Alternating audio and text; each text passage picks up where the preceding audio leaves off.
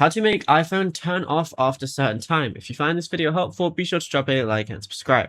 So it's very easy to do this. All you want to do is open up your clock application, and then what we're going to do is tap the timer tab, which is going to be on the bottom right. Now tap when timer ends, scroll all the way down and select stop playing. So we're going to go ahead and scroll down and press stop playing right there.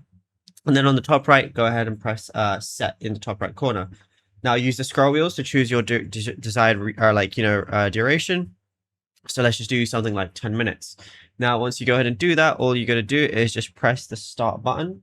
And then once you go ahead and press the start button, we can label it whatever we want. And let's just say we leave it at that.